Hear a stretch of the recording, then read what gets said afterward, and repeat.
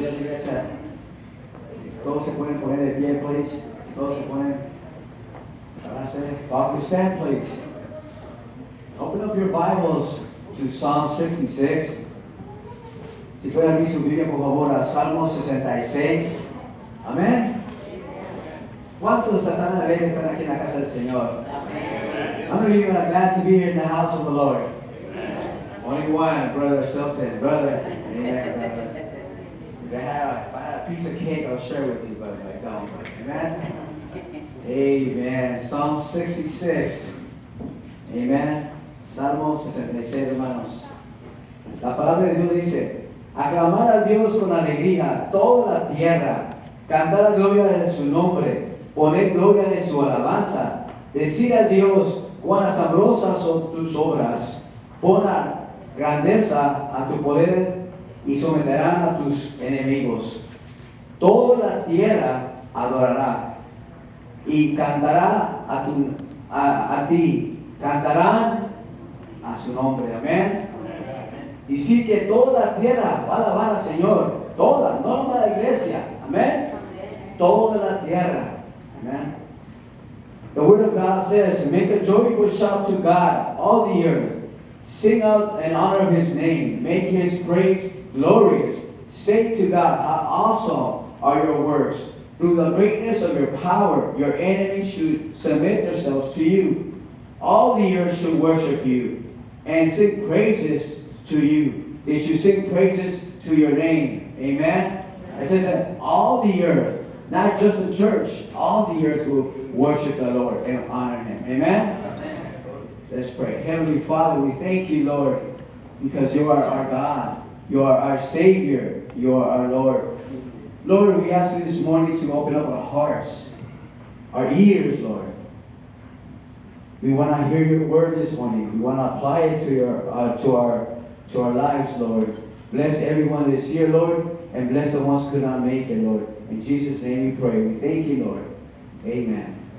Pronto, sí, muy pronto veremos a nuestro Rey. Amén. Lo vamos a cantar solamente en inglés, pero es algo repetitivo, no las palabras muy entendibles. Amén.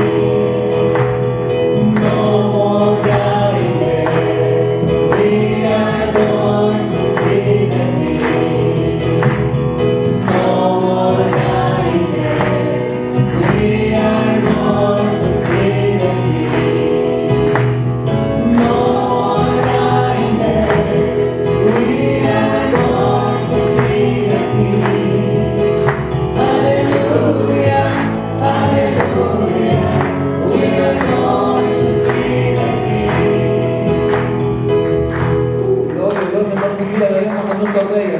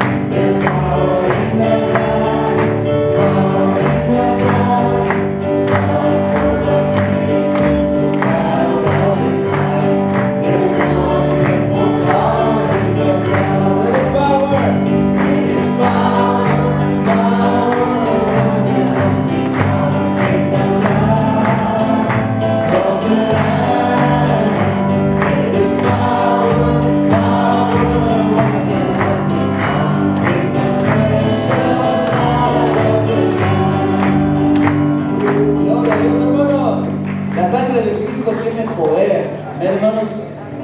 Exaltamos tu nombre porque eres bueno y para siempre es tu misericordia. Father in heaven, we worship you, Lord. We exalt your name on high.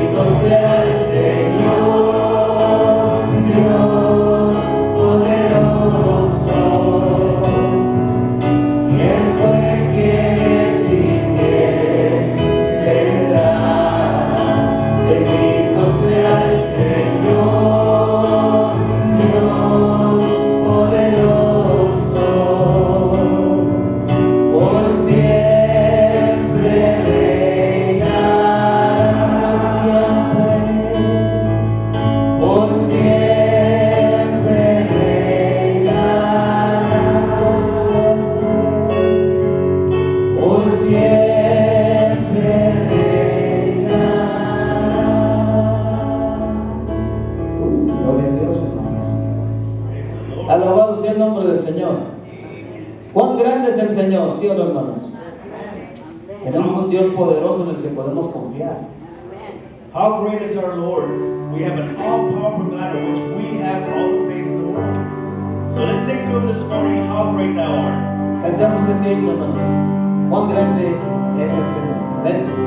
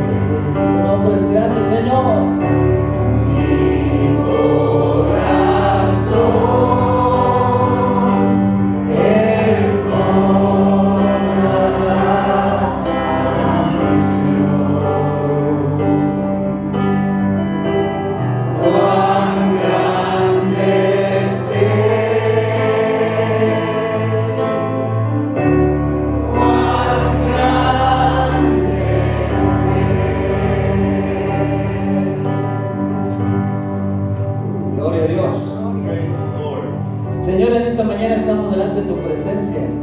Heavenly Father, we are here in your presence this morning. Estamos con tu pueblo adorándote, Señor. We are with your people worshiping you this morning. Recibe nuestra adoración, Padre. Receive our worship and full prayers, Lord. Estamos anunciando que tu nombre es grande y eres todopoderoso. We are admitting and announcing that your name is powerful, all powerful. Y lo hemos comprobado en medio de nuestra vida, Señor. And we have proved it amongst our lives, Lord. Y somos testigos, Señor, We are witnesses, Lord, que podemos decirle al mundo que tú eres el que reina y eres el Rey de Reyes y Señor de Señores. and that we are able to tell the entire world that you are the one who reigns and you are King of Kings. Le damos gracias, Señor. We give you thanks, Father. Sigue bendiciendo a tu pueblo, Padre. Continue blessing your people, Lord, En medio de las necesidades, Señor. in midst of all the needs that are present here this morning. Bendícelos, Padre. Bless them all. Ponemos todo en tus manos en We esta put, mañana. we put all in your hands this morning, Lord. Ponemos la palabra, tu mensaje que será transmitido también. We put the word that you have for our pastor this morning in your hands, Lord. Gracias, Señor. Thank you, Lord, En el nombre poderoso de Jesucristo. in the powerful name of Jesus. Damos gracias. Amén y amén. We give you thanks and amen.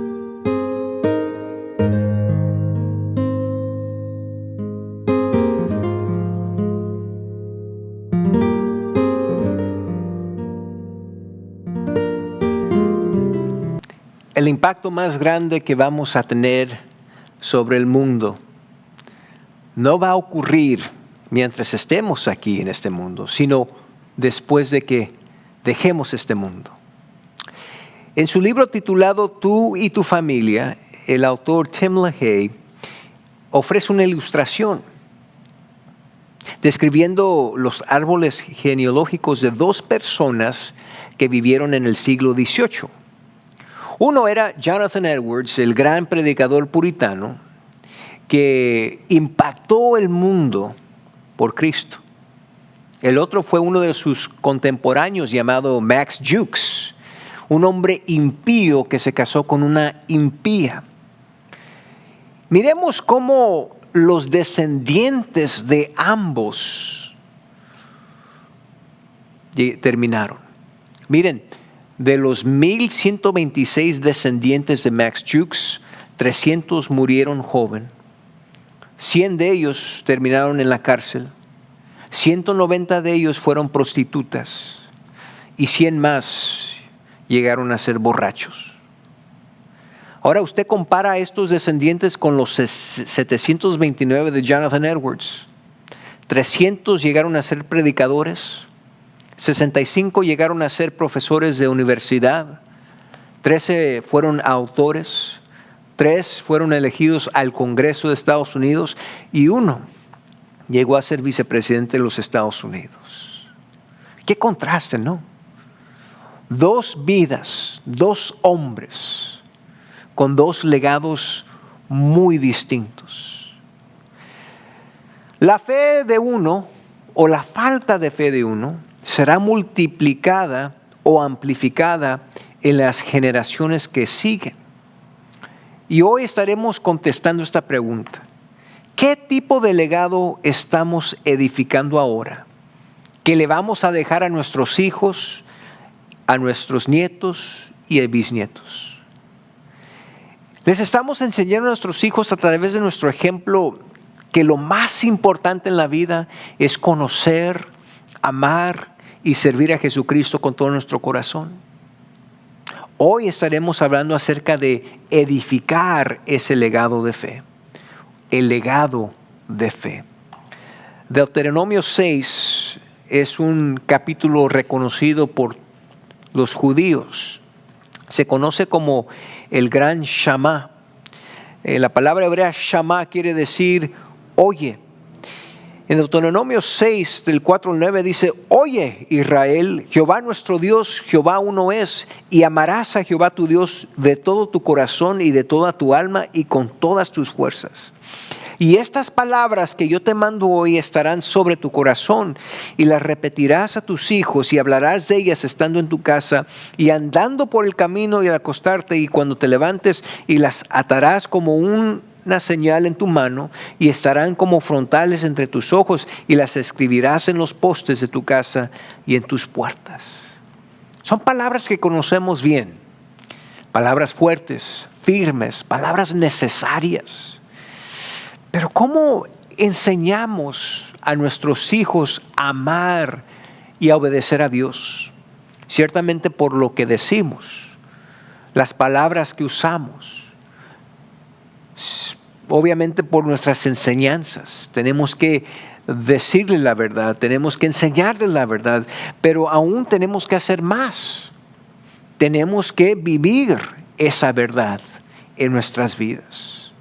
Si eres creyente, si eres cristiano, tu responsabilidad más importante hacia tus hijos no es su desarrollo social, académico o atlético. Es el desarrollo espiritual, enseñándoles que lo más importante en la vida es conocer y obedecer a Dios. Llegamos a la misma pregunta: ¿cómo lo hacemos?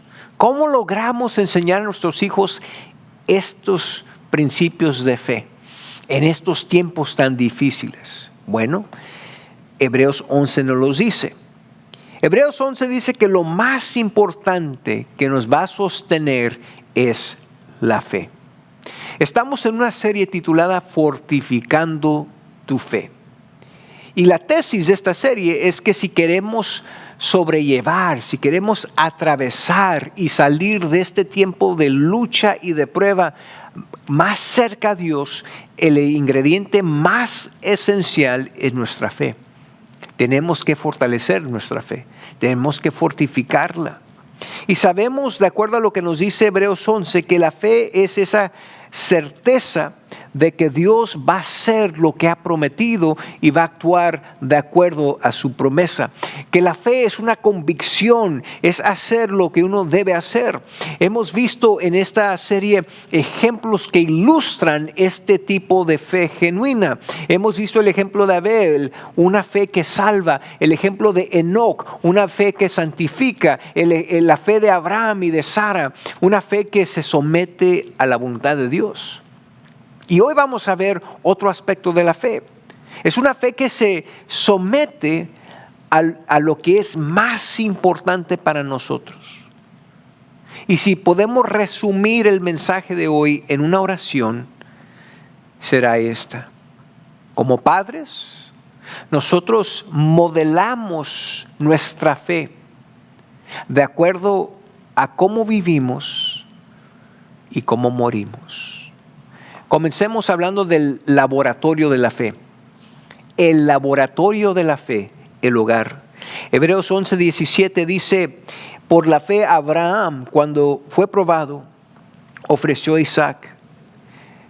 Y el que había recibido las promesas ofrecía su unigénito, habiéndoselo dicho: en Isaac te será llamada descendencia, pensando que Dios es poderoso para levantar aún de entre los muertos, de donde en sentido figurado también le volvió a recibir. Yo creo que cada persona tiene ciertos momentos que definen su vida. Esos momentos son instancias que revelan quién verdaderamente somos por dentro. Para el presidente Abraham Lincoln se puede decir que el momento que definió su vida fue la guerra civil. Para Richard Nixon, el presidente Richard Nixon, unos podrían decir que ese momento fue el escándalo de Watergate. Para el rey David, antes de que llegara a ser rey, uno de esos momentos que definieron su vida fue cuando, con la ayuda de Dios, conquistó a Goliat. Pero aún después, cuando fue rey, uno puede decir que fue ese pecado que cometió con Betsabé. Miren, toda persona tiene esos momentos en su vida que definen su vida. Y el escritor de Hebreos aquí hace alusión a un momento que definió la vida de Abraham. Ocurrió en Génesis 22. Nosotros sabemos que Abraham fue el patriarca de los judíos. Y lo que vamos a leer en Génesis 22 fue ese momento que iba a definir no solamente su trayectoria sino la trayectoria de los judíos, del pueblo judío. Génesis 22, 1 y 2 dice: aconteció después de estas cosas que probó Dios a Abraham y le dijo a Abraham, y él respondió: heme aquí. Y dijo: toma ahora tu hijo, tu único, Isaac, a quien amas, y vete a tierra de Moría, y ofrécelo allí en holocausto sobre uno de los montes que yo te diré. Es interesante que el primer versículo comienza: aconteció después de estas cosas. Para esas alturas, Abraham y Sara habían pasado por muchas experiencias. Quizás Abraham reflexionó sobre el tiempo que Dios lo llamó fuera de Ur hacia la tierra prometida, cuando tuvo que desterrarse y tuvo que tomar su familia, sus posesiones y dejar todo lo que él conocía. Quizás él estaba reflexionando sobre el tiempo en que Jehová le reveló que él iba a tener el hijo de la promesa, pero que pasaron 25 años antes de que Dios contestaría esa promesa. Quizás él meditaba sobre el tiempo en que él quiso adelantarse al tiempo de Dios, al plan de Dios, y cuando él tomó a la sierva de su esposa, una mujer llamada Agar, y con ella tuvo un hijo llamado Ismael, que no llegó a ser el hijo de la promesa, sino que cuando él tenía 100 años y Sara tenía 90, es cuando Dios les concedió a Isaac, el hijo de la promesa. Dice: aconteció después de estas cosas que probó Dios a Abraham y le dijo: Abraham. Y él respondió: heme aquí. Y dijo: toma ahora tu hijo, tu único Isaac, a quien amas, y vete a tierra de Moría y ofrécelo allí en holocausto sobre uno de los montes que yo te diré. Hay tres cosas que resaltan en estos versículos. Vemos en primer lugar que el mandamiento de Dios fue claro. Fue claro. En la mente y en el corazón de Abraham no hubo confusión. Él no se puso a pensar: ¿quién sería el que me habló? ¿Acaso fue Dios?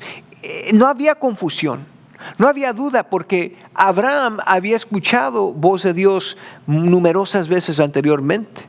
Él sabía que este mandamiento venía de Dios.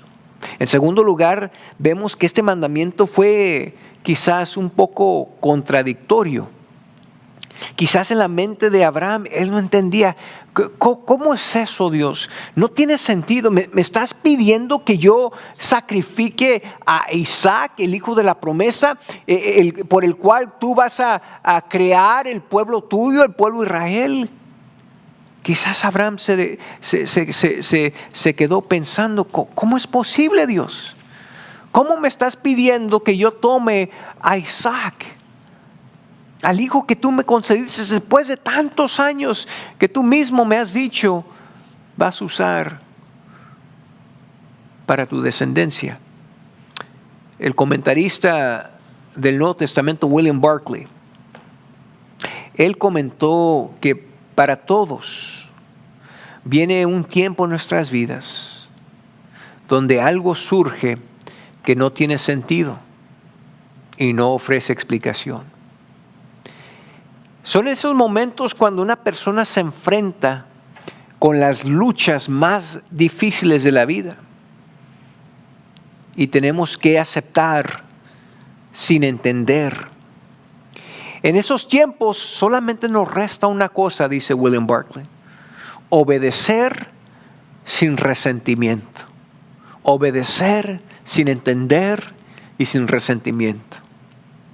Decir: Dios, tú eres soberano, yo te amo, tú me amas, yo voy a ser obediente a ti. Sobre esa confianza voy a edificar mi fe. Ese, amigos míos, fue Abraham. Aunque este mandamiento aparentemente era contradictorio, él iba a obedecer.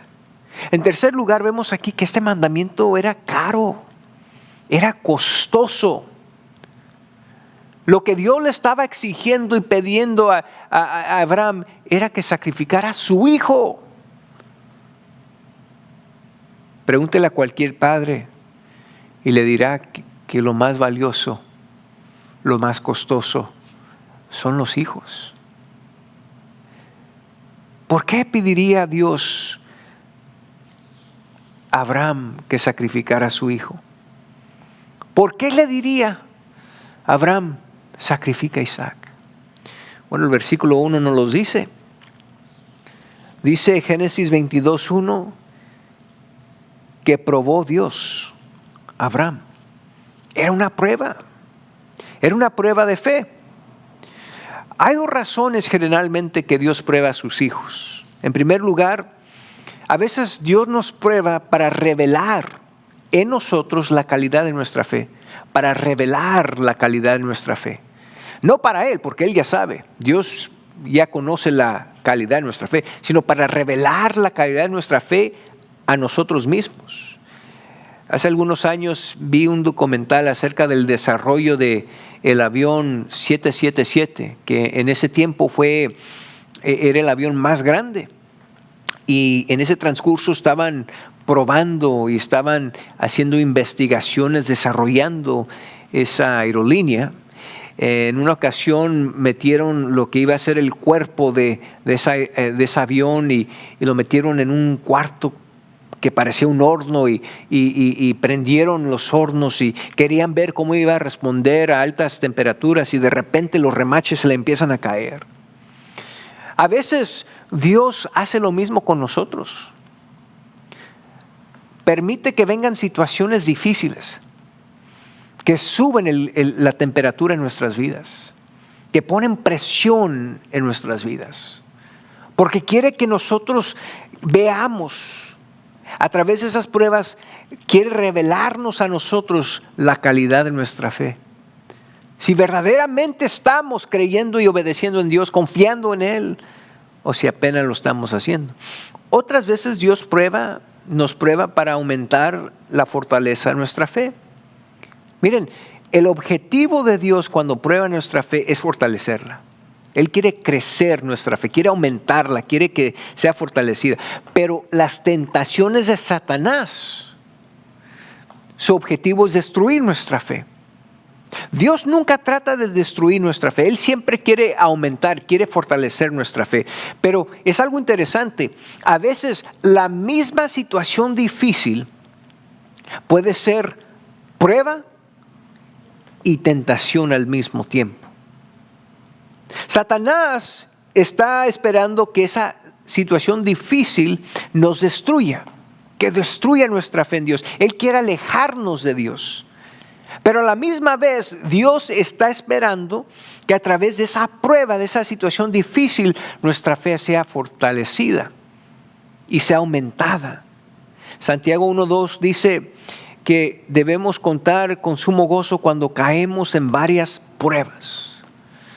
Esa palabra griega pruebas, perospes, quiere decir literalmente situaciones difíciles. Situaciones difíciles. Ahora, ¿qué es lo que determina si una situación difícil va a ser una prueba o una tentación? Usted y yo.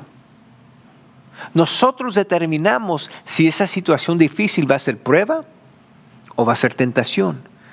¿Cómo? De acuerdo a cómo respondemos. Si tú permites que esa situación difícil fortalezca tu fe, la atraviesas con la ayuda de Dios y sales fortificado en tu fe, esa fue una prueba de Dios. Pero si tú permites que esa situación difícil te destruya, que te aleje de Dios, esa fue una tentación. Génesis 22:1 dice, aconteció después de estas cosas que probó Dios a Abraham y lo probó en el área más importante para Abraham, su hijo. Recuerden esto, cuando Dios nos prueba, nunca nos prueba en cosas insignificantes. Dios siempre nos prueba en las cosas significantes, las cosas que verdaderamente nos importan. Y miren lo que hace esta historia tan significante, es que Abraham Estuvo dispuesto a sacrificar su propio hijo. Estaba dispuesto a hacer lo que Dios le mandó, no porque amaba a Isaac menos que a Ismael, sino porque Dios se lo pidió. La fe y la confianza de Abraham en su Dios era tan grande que no importó lo que Dios le estaba exigiendo, pidiendo. Abraham dijo: yo confío en ti, Dios, y lo que tú me digas yo lo voy a obedecer. Hebreos 11 nos dice, versículo 19, nos da un vistazo quizás en la mente de Abraham. Hebreos 11, 19 dice: pensando que Dios es poderoso para levantar aún de entre los muertos, de donde en sentido figurado también le volvió a recibir. Dice pensando. Me imagino que la noche antes de salir a ese monte, Abraham pasó la noche pensando, meditando sobre lo que Dios le había instruido. Y Abraham estaba haciendo una lista mental, quizás, enumerando todas las razones por el cual él iba a obedecer a Dios. Y Hebreos 11, 19 nos dice, nos abre la puerta a la mente de Abraham y nos dice aquí en Hebreos 11, 19, pensando que Dios es poderoso para levantar aún de entre los muertos, de donde en sentido figurado también le volvió a recibir. Miren, Abraham pensó, bueno, mi Dios es todopoderoso, para Él no hay nada imposible, y si yo hago lo que me está pidiendo, sacrifico a mi hijo, Él tiene el poder de regresarle la vida. Él pensó, si yo sacrifico a Isaac, Dios lo puede levantar, lo puede revivir. ¿Y saben lo interesante de esto? Es que Abraham a esas alturas no conocía de nadie que había resucitado o que Dios había revivido. Él no tenía el beneficio de tener la Biblia en completo y leer acerca de la resurrección de Cristo, cómo fue que Jesús revivió a Lázaro. Él no había escuchado, no había otro ejemplo. Sin embargo, él creyó. Y su fe fue lo que le llevó a obedecer. Cuando llega a Moría 3 días después, Génesis 22:5, dice Abraham a sus siervos, le dijo: esperad aquí con el asno, y yo y el muchacho iremos hasta allí y adoraremos y volveremos a vosotros. Miren, Abraham no sabía cómo, pero sabía que él no iba a regresar solo de ese monte, sino que él iba a regresar con Isaac.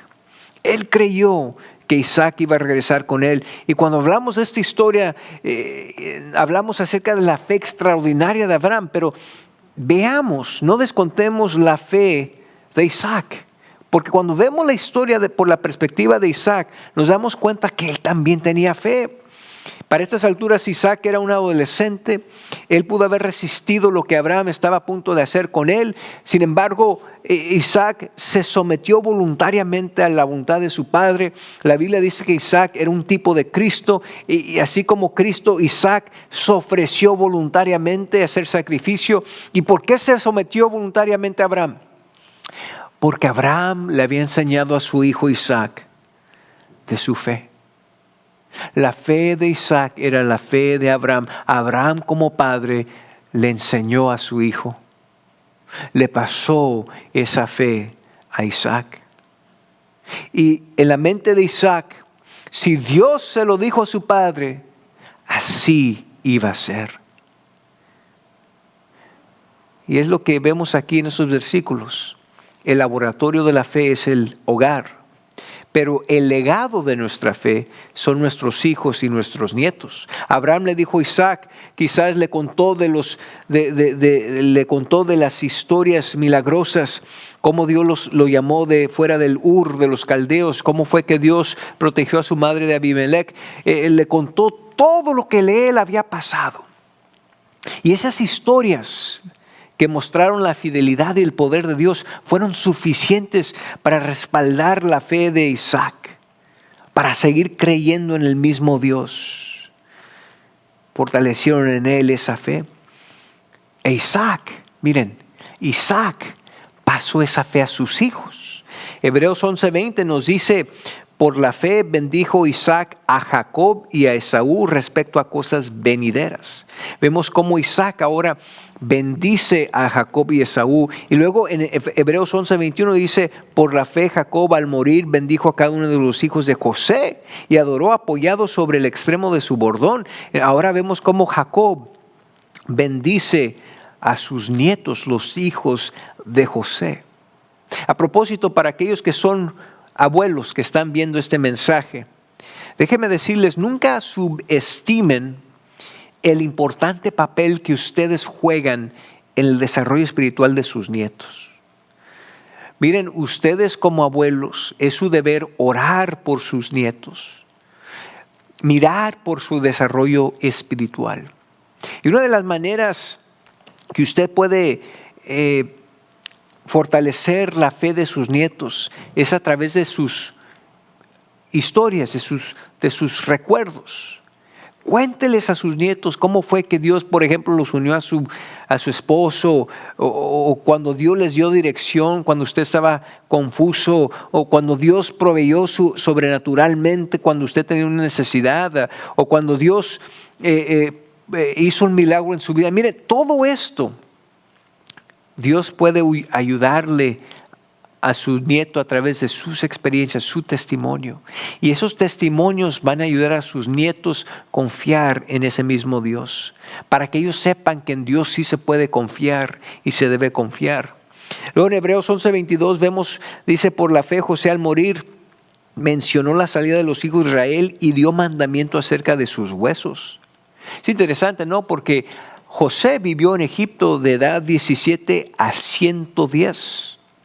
Él vivió en Egipto. Y aún él creía que así como su padre y su abuelo le habían enseñado y le habían contado que Dios los iba a liberar al pueblo de Israel de Egipto, él lo creía. Aún él, ya siendo un líder en Egipto, él creyó hasta el último día que Dios los iba a liberar. Y miren, en Génesis 50 dice, y José dijo a sus hermanos, yo voy a morir, mas Dios ciertamente os visitará y os hará subir de esta tierra a la tierra que juró a Abraham, a Isaac y a Jacob. E hizo jurar José a los hijos de Israel diciendo, Dios ciertamente os visitará y haréis llevar de aquí mis huesos. José les estaba diciendo a sus hermanos, miren, aun cuando yo muera, no dejen mis huesos aquí. Yo quiero que mis huesos regresen en el tiempo indicado por Dios, cuando Dios así lo designe.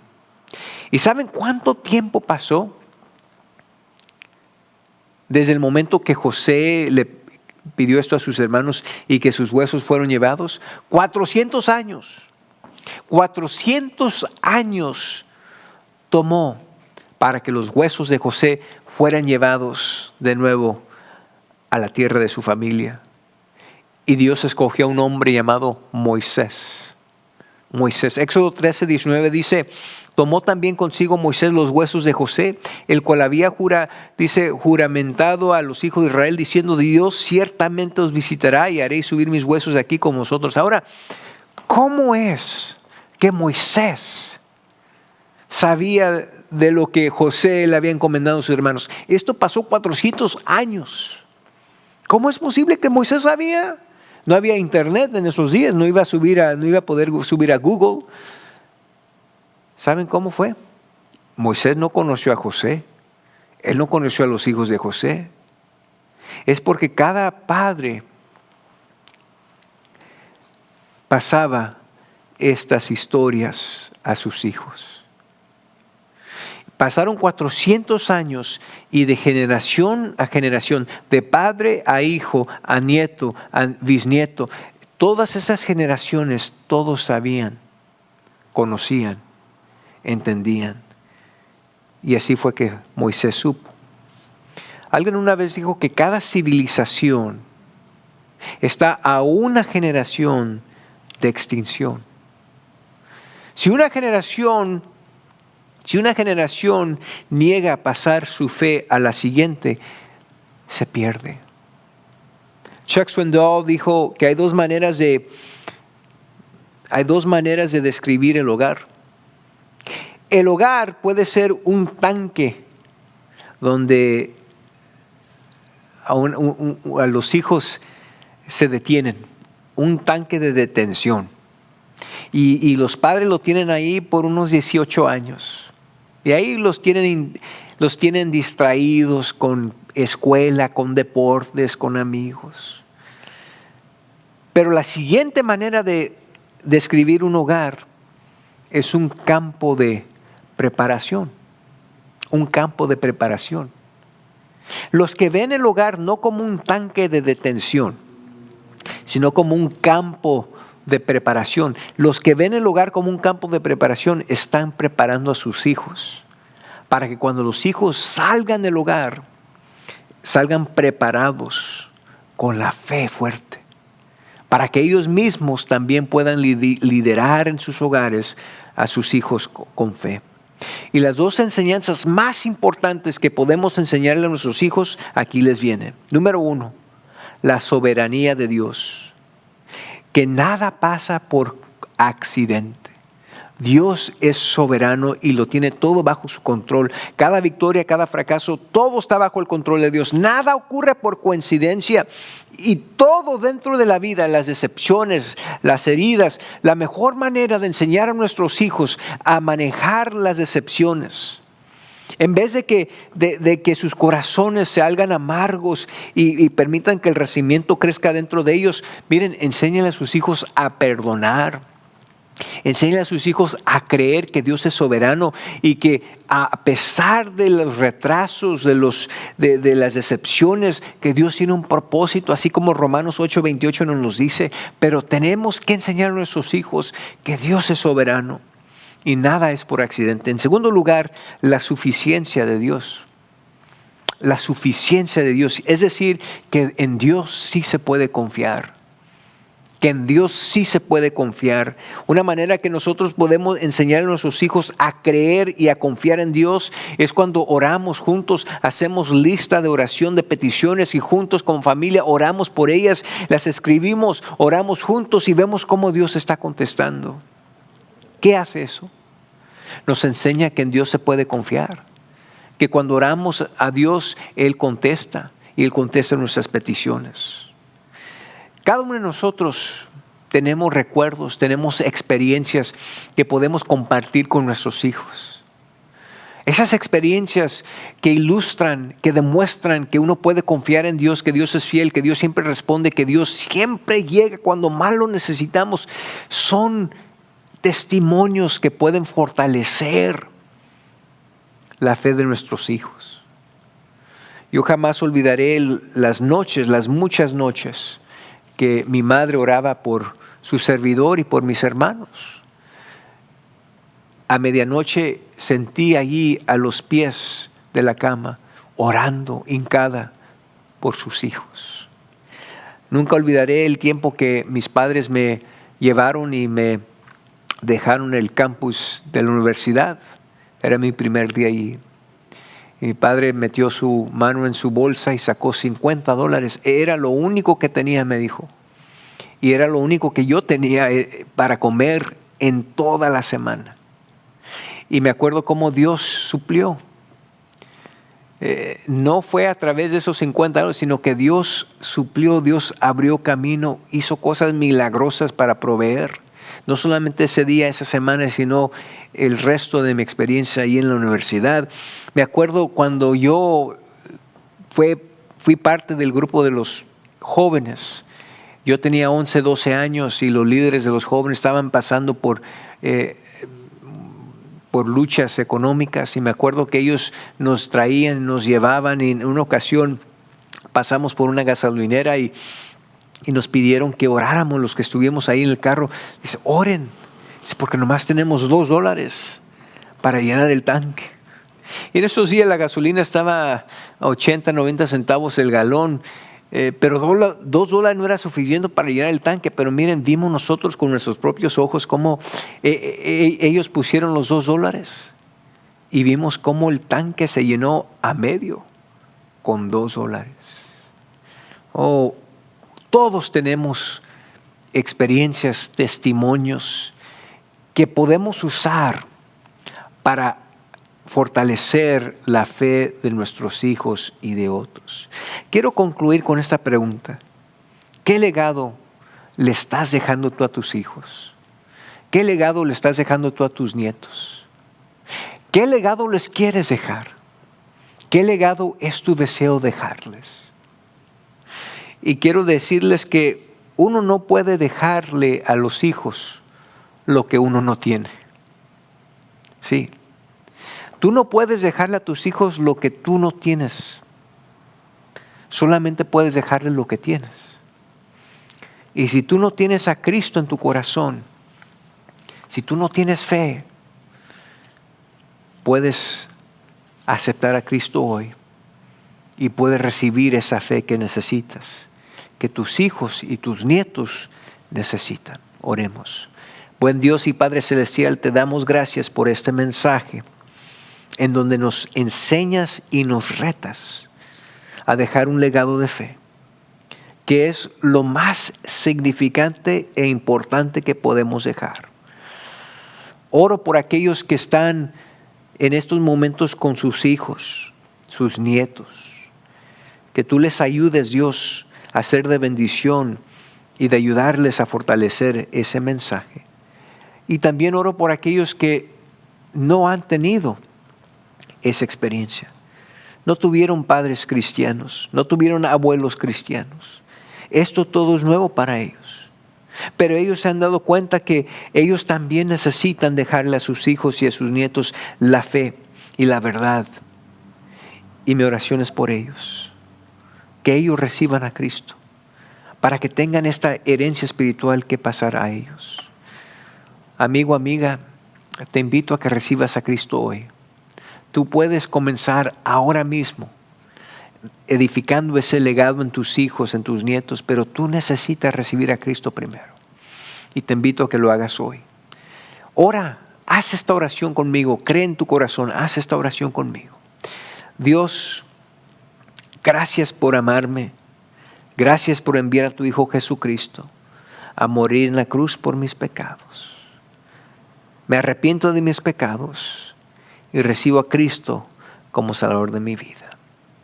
Ayúdame ahora a vivir esta fe y demostrarla a mis hijos y a mis nietos, porque quiero dejarles este legado de fe en Cristo Jesús. Amén y amén. Bueno, si hiciste esta oración, te felicito y queremos conocerles, queremos saber que están creciendo en su fe. Les animamos a que sigan buscando aprender de Dios, se acerquen a Él, y si podemos ser de alguna ayuda a ustedes, cuenten con nuestro apoyo. Dios los bendiga y recuerden, sigamos edificando ese legado de fe. Dios me los bendiga a todos.